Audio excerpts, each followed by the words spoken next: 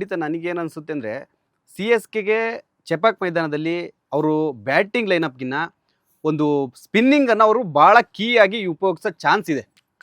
ಆ ಮೈದಾನದಲ್ಲಿ ಆ ಪಿಚ್ಗೆ ಅವರು ಬ್ಯಾಟಿಂಗ್ ಅನ್ನ ಜಾಸ್ತಿ ಫೋಕಸ್ ಅಂದ್ರೆ ಮಾಡೋದಿಲ್ಲ. ಇದು ಬ್ಯಾಟಿಂಗ್ ಇಂದ ನಮ್ಮ ಟೀಮ್ ವಿನ್ ಆಗುತ್ತೆ ಅನ್ನೋದಕ್ಕಿಂತ ಸ್ಪಿನ್ ಏನಾದರೂ ನಮಗೆ ಚೆನ್ನಾಗಿ ಆಡಿದ್ರು, ವಿಕೆಟ್ ತೆಗೆದ್ರು ಅಂದ್ರೆ RCB ವಿರುದ್ಧ ನಾವು ಗೆಲ್ತೀವಿ ಪಕ್ಕ. ಖಂಡಿತ. ಯಾಕಂದ್ರೆ ಅವರು ಪ್ರತಿ ವರ್ಷ ಆಕ್ಷನ್ ಅಲ್ಲಿ ಅವರು ಕಾನ್ಸಂಟ್ರೇಟ್ ಮಾಡೋದೇ ಸ್ಪಿನ್ ಬೌಲರ್ಸ್ ನ.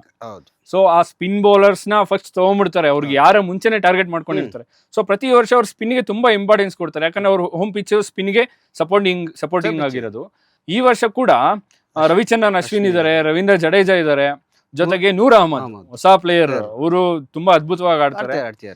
ಸೊ ಹಂಗಾಗಿ ಇಂತ ಸ್ಪಿನ್ ಬೌಲರ್ಸ್ ಇಟ್ಕೊಂಡು RCB ನ ಕಟ್ ಹಾಕೋ ಪ್ಲಾನ್ ಅವರಲ್ಲಿ ಇದ್ದೇ ಇರುತ್ತೆ. ಸೊ ಹಂಗಾಗಿ RCB ಬ್ಯಾಟರ್ಸ್ ನ ಇದನ್ನ ಹೆಂಗ್ ಎದುರಿಸ್ತಾರೆ ಅನ್ನೋದು ಕೂಡ ಒಂದು ಚಾಲೆಂಜಿಂಗ್ ಆಗಿರುತ್ತೆ. ಖಂಡಿತ ಚಾಲೆಂಜಿಂಗ್ ಹೌದು. ಆ ಒಂದು ಸ್ಪಿನ್ ಅನ್ನ ಎದುರಿಸೋಕೆ RCB ಕೂಡ ಒಳ್ಳೆ ಬ್ಯಾಟಿಂಗ್ ಇದೆಯಲ್ಲ. ಇದಾರೆ ಖಂಡಿತ ಇದಾರೆ. ರಜತ್ ಪತಿದಾರ್ ತುಂಬಾ ಅದ್ಭುತ ಆಟಗಾರ. ಸ್ಪಿನ್ ಇರ್ಬೋದು, ಪೇಸ್ ಇರ್ಬೋದು, ಚೆನ್ನಾಗಿ ನಿಂತು ಆಡ್ತಾರೆ.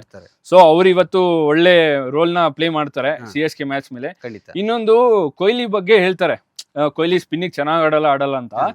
22-23 ಸೀಸನ್ ಅಲ್ಲಿ ಆಕ್ಚುಲಿ ಅವ್ರು ಸ್ಪಿನ್ನಿಗೆ ಚೆನ್ನಾಗಿ ಆಡಿರ್ಲಿಲ್ಲ.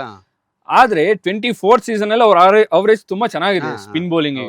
ಹಂಗಾಗಿ ಅವರು ಸ್ಪಿನ್ ಗೆ ಹೇಗ್ ಆಡ್ಬೇಕು ಅನ್ನೋದನ್ನೆಲ್ಲ ಅವ್ರಿಗೆ ಹೇಳ್ಕೊಡ್ಬೇಕಾ ಬ್ಯಾಟಿಂಗು. ಹಾಗಾಗಿ ಕಲ್ತಿದ್ದಾರೆ.